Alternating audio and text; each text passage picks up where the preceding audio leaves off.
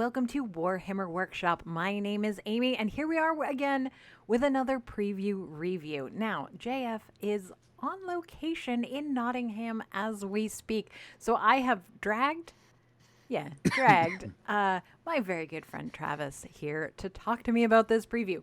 Now, you are new-ish to the hobby. Yes. You came with us to Adepticon last year. You did a lot of hobby seminars, and that was good. I'm going to call this year, though, this upcoming year, like this is your rookie season. Sure. Yeah. No, that makes sense. You know, you've made it to the majors. Yeah, I was there last year, but I just sort of was absorbing everything. I didn't really participate. Yeah, but now you're in. Yeah. And now I made you watch this preview with me so that I would have someone to talk to. I'm very excited. Now, to get started, we start with, smartly, the most inevitable part of this NoVa preview, and that was the Space Marines. Now, with the squatting of the firstborn Space Marines, a lot of these options that we're going to talk about were very inevitable because they were the things that were missing from the Primaris line. Now, we have new Terminators. Yeah. They sure do look like Terminators. They do. They are not, however, the Assault Terminators. That kit will remain in production for now. We may see an upgrade in the future. Coming along with this, they made very clear to show us all of the chapter colors.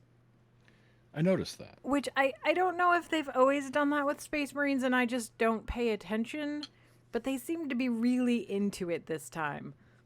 Like, you can definitely make it a Blood Angel. Don't even worry about it. Okay. I mean, from a new person's perspective, I just like seeing them in the different paint schemes. Sure. Absolutely. So coming with this, though, we have the Chaplain and Terminator armor. He's got a lot of skulls. Mm-hmm. Some might say a heretical number of skulls. But who am I? Who am I to judge? Soft spot for the Chaplain, always, as Space Marines go. And then we also have a Captain. Now, we'll get into it a little bit more, but where 9th edition was the addition of the Primaris Lieutenant, this is feeling very Captain heavy. Yeah. I don't know how to feel about it. It's fine.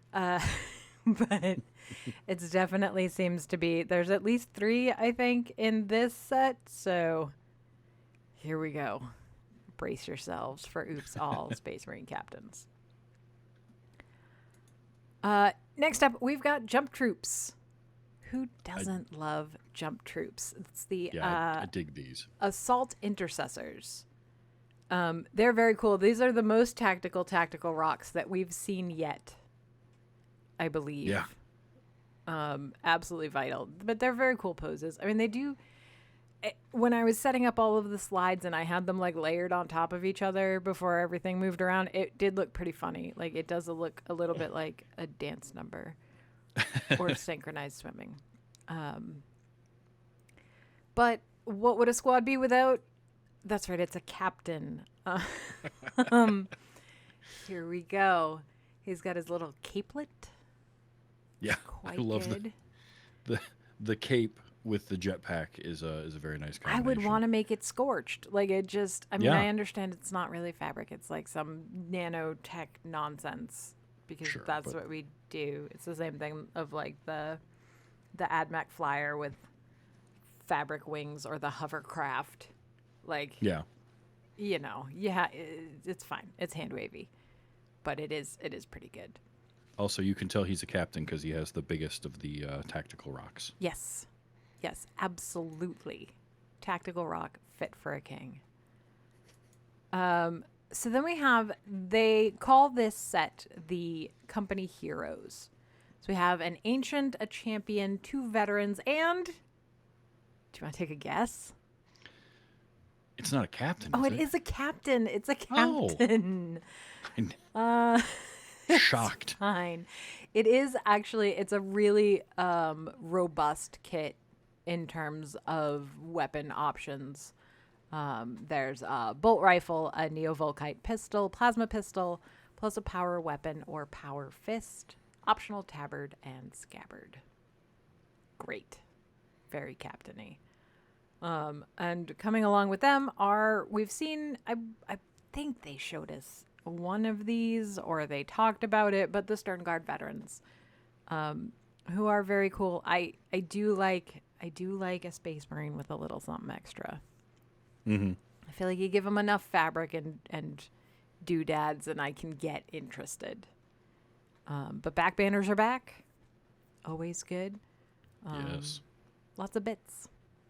Mm-hmm. So we got that's what it was. We got the push fit version in the Leviathan box, and this is going to be the multi-part kit. Oh, okay. Which is standard operating procedure for such things. And then one of the units that we were definitely missing with the end of the Firstborns were the Scouts. So now we have a new set of Scouts. They are a little bigger, a little tougher. But they're still very, very cool. Yeah, I like the look of the Scouts. Yeah, they're sort of like, they feel very in between your Imperial Guard and your Space Marine. Mm-hmm. Like they're a good midpoint. And of course, coming with all of this is Codex Space Marine. We knew that was going to happen, especially with Codex Tyranids on the way momentarily. You know, this one's up next. So it'll be interesting to see how they handle things like all the different chapters. But I guess we'll find out soon. So they are on the way.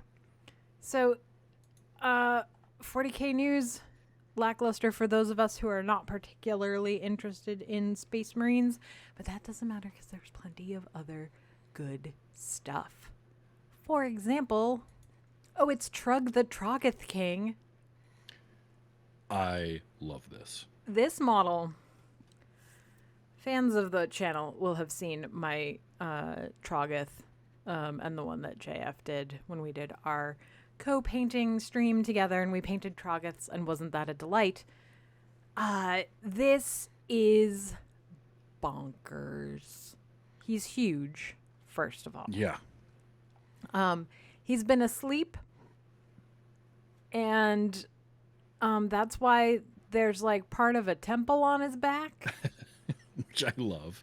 I love that it's like this altar that's broken and there's all the skeletons sort of laying on top of it. And he's just like, what the hell is going on here? Yeah. It's very, I've been reading Discworld. And like that happens. Like there's the rock creatures that are like asleep and people build stuff on them. And then they're like, oh, actually that's not a mountain. That's actually a troll. So that's big energy here. This guy is so great. And he's got all of those Trogoth details that we love, like little buddies and a butt. Yep. I also like that he's got like cave paintings etched into him. Yeah. Because he was a cave previously. Yeah. Up until this time. Very, very good. I dig this one a lot. And he comes along with the second of the Dawnbringers books. And this is book 2, Reign of the Brute. We had the Harbingers book with that absolutely incredible Nurgle Harbinger guy. I forget what his actual name was, but so now we're getting this. So now I'm like excited for book 3 in a way that I was not previously. I would like all campaign books to come with a really cool new dude. I think that's a precedent we should set. Yeah, no, I would agree with that.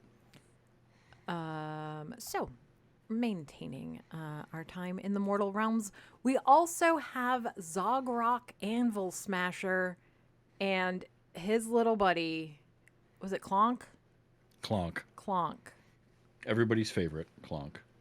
The cantankerous rockbrow squig and ambulatory anvil. He's great. We did see Clonk a couple of days ago before the preview as a palate. That's not a palate. What is an appetizer? Yep. And yeah, so these guys are great. So we're actually getting a whole bunch of new Iron Jaws. We're getting the Brute Ragers, I like these guys a lot. I really like orc culture. Orc culture is very interesting. Hmm. So the brutes, when they suffer an embarrassing defeat, they wildly overcompensate by discarding their armor, grabbing the biggest weapon they can find, and going out to kill something. I love it. I love it because it's not just like a defeat. It's like if they brag about something and then can't back it up, Yeah, they're shamed into doing this. it's so And the good. oh, I love that. Like headbutting a mountain, and Orc then it doesn't work, and so they just it's so great. orc overcompensation is just spectacular. Spectacular. So then we have the weird brute Rekkas, Yeah. who have skull helmets hammered onto their heads. So they are, so they're a little bit weird, orc way of weird. Yes. They have tapped into the energy of a Wa, and they are quote unquote proper wonky. So the shamans hammer a helmet on their heads and send them off on their way. Like you do. As one does. They've got their chain smashes, which are like the loon. Oh, but there's the goblin. There's little goblin guys that also do the same thing, and they're just crazy and they go all over the place. This Yep. is that, but bigger, which is always a good time. Along with this, we are getting updated Ard Boys.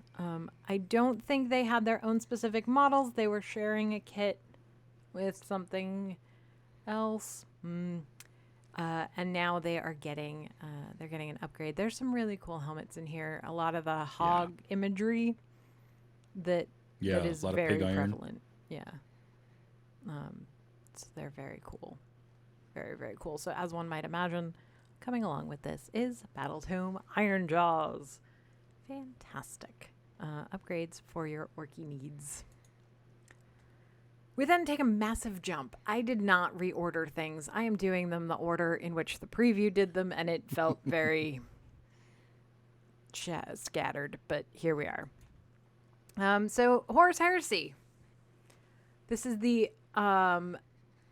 third of the trinity of classic Dreadnought chassis, and this is the Dorado, which sounds like Dorito to me when they say it, but it's like, what about does. Doritos? Delicious. Previously available in resin, now in plastic, which will be a lot of fun. You can pick from an arm-mounted Anvilus autocannon battery or Hellfire plasma cannonade, along with an Ilos missile battery and a choice of torso-mounted heavy bolters or heavy flamers. Great. More dreadnoughts are more better. Along with this, we are getting some new Mark III Tactical Marines, which are very cool. You can use these obviously for any chapter that you choose, but they are particularly good for your Iron Warriors, Imperial Fists, Iron Hands, and Salamanders. And that they're thematically it, but you can use them for whichever chapter is your flavor. And all of these are coming out first in a new box, the Legion Astartes Battle Group. This is either a good way to get started in Horus Heresy, or if you got the launch box for the new edition, this will give you all the new things to just tuck right in there, and you'll be good to go. Yeah, because what did they say? It was something like about 1,500 points. Something like that. I think once you add that to the other part, I think is what Was they it said. adding it to the other part, or I don't remember. I thought maybe they said that adding it to the other part gave you around 2 to 3. Yeah, that might be right. I didn't pay enough attention. I'm always curious when I hear stuff like that as like a starter thing, right? Yeah. Because I'm new to the hobby. Yeah, I mean they try to be pretty good, but you never know. So great. Love that. We're going to talk about Horus Heresy some more at the very end, and the part where after finally committing to a chapter, I almost threw it all out the window. But that's fine. So next up, we have the new Warcry set. Now, this one is going to be a little different. They figured that if you've been collecting Warcry for a while, you have all the boards and terrain that one might want. And so this is going to be a smaller box, but no less interesting. Yes. So, all right, so these guys are real weird. So this is the Gorger Maw Pack. So these are ogres, and they are hungry, like devastatingly hungry, ravenously, eternally hungry. And they are shunned by the rest of ogre society because they are worried that that hunger might be contagious. Not great. So they're terrifying looking. They are. Oh. And I love those kind of details in the lore part of things. Like, they're ogres, but they don't look like other ogres because they don't have the big bellies. Yeah, right. Because exactly. Of that they're hunger. like And shrunken. It's cool, and they are terrifying looking. Yeah, and the like body modification with all the like teeth that are mounted under their skin. Ugh. So gross and terrifying. Absolutely love them. And to fight them, to protect the mortal realms from such a horror, we're sending humans. It's fine. Don't even worry about it. So this is the Wildcore Hunters. They are from the cities of Sigmar. And they're real good. They like to stand back and shoot their little crossbows, but more importantly, they come with a pack of very good boys. Yes. This is, I think, the most good boys per square inch that you can get in a kit. And I'm all for it. Yeah, it's very good. It's a very good set of boys. Now, so it comes with the 2 warbands, and it comes with a centerpiece piece of terrain. This is the Maw Pit, which has a bone pulpit that is used by the ogres. And like the ogres themselves, it must eat also. Yes. And it is definitely not a Sarlacc pit. Absolutely not. But if you were also playing any of the various Star Wars miniature games, it could maybe be a Sarlacc pit. 100%. Very good. So that will be coming soon, TM. From the world of Blood Bowl, we have a new vampire team, and it is based very much off of your very classic movie monster vampires. Blood Bowl is a game that we notoriously are not super into. If we say the name too many times, people will show up to play with us. It's just a thing that happens. But apparently this team has a lot of things that vampires have not had, like a player with throw skill. Seems handy. The iconography on all of the extra bits, like the coin and the ball, are just phenomenal.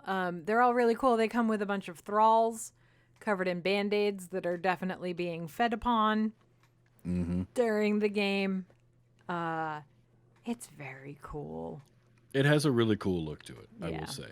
Yeah. Like that vampire with the football ready to throw it, quarterback style. It's really good. I would paint that. I would set that out somewhere. I could be tempted. I could be tempted. I don't want to play Blood Bowl, but I could at any moment. But from a game that I am not particularly interested in to one that is very important to me. The new Warhammer Underworlds box, Death Gorge. Oh boy, is this a box. So we're in the frozen depths. It's frozen by the Everwinter, which is, I'm sure, going to add all kinds of weird rules in. I'm sure there will be things like freezing and maybe ice. Who knows? Gonna be great. So the 2 teams that are in this box is we have another Idneth Deepkin one. These are Cyrenese Razors, which are very cool. They look really cool. I like them a lot. Yeah. They have headed out to collect the bounty of souls that are waiting to be hacked out of the permafrost. They are great. So this is Sereni, and she has her 2 Namarti thralls, and her very loyal spirit guardian, Sephanir. And he's bigger than you think. He is easily taller than any of the other Deepkin, and he is phenomenal. It's so good. I'm very excited. Fan favorite. I mean, Clonk is great, but this is a fighting squid. Yeah, it's not even the same. It's not a fair comparison. Yeah. This one's so much better. Yeah. Now, coming along with them are a trio of dysfunctional Slaanesh demonettes. Oh boy, I kind of lost it. So this is the thricefold Discord. I'm going to call them the Mean Girls. And they are 3 demons of Slaanesh who hate each other and apparently actually do better when the other ones are failing. Which is an interesting mechanic. I don't even know. We've been told that they are tanky and aggressive, which I am all about. They are absolutely stunning. Mm-hmm. These are the Mean Girls. And I cannot wait. Cannot wait. Coming along with this, they each warband comes with their own rivals deck, and then there are 2 other rivals decks that you can use with any of your warbands, including so it's Breakneck, Slaughter, and Force of Frost. Great. All right. So then, more news of the old world. This was like the weirdest part of the preview. Because it just didn't fit with anything else, right? Nobody else knew how to feel about this. So, as we keep seeing some of these really beautiful models from the old world, this is Elise Duchard from the Bretonnians. She's the prophetess of the Lady of the Lake. She is a wizard. She rides a unicorn. I'm not saying I would use her as a captain of my Rough Riders, but I would because that's how I live my life. Now I want Rough Riders on unicorns, and that seems great. There you go. I mean, stunning model. It's a absolutely gorgeous model. It just felt weird. I mean, like, I was into it, and it just feels very, very strange for Games Workshop. I mean, they've got a lot of the Lord of the Rings. You know, you've got a lot of pretty elves there, but this is a flowery unicorn with a lady on it. Yeah. We've done a pretty good job with her face. I still think we need to talk to the Malifaux people about how to do lady faces, and then also teach the Malifaux people how to divide models for sprues, because they don't know what they're doing over there. If we could all just meet in the middle, that'd be great. Stunning model. Unicorn. Great. So then they one more thinged us. Mm-hmm. And a lot of times when they one more thing us, sometimes it's just like a really vague preview, right? Like it's the silhouette of Vashtor that one time, or right, yeah. You know, one more things can go a lot of ways. Or, you know, announcing 10th edition during the Q&A at Adepticon. Yeah. It was a time. Okay, so Fulgrim. This is, I'm trying to get the exact term that they use. Because it's Fulgrim something, but it's not ascended like Horus. Transfigured. Oh, okay. Fulgrim Transfigured. Transfigured. He is huge. Absolutely monstrous. Horus Ascended is an incredible model, but it does not have these like 8-inch wings on it. No. It is insane how big those wings are. He is such a beautiful boy. And obviously he will be in resin, as all of the Primarchs are. I was ready to just throw every plan I had out the window because Emperor's Children had been on the table. Like, it was on the table at one point. It was an option. Yeah. And then I was like, no. But I've realized I can just get the model. I don't Yeah. I don't have to just throw all my plans away. I can still do Night Lords. And won't that be a model once they get around to it in 10 years?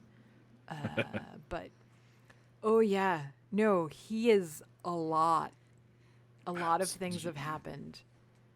Ever since they introduced the boob aardvarks, the Slanesh models have gotten really good.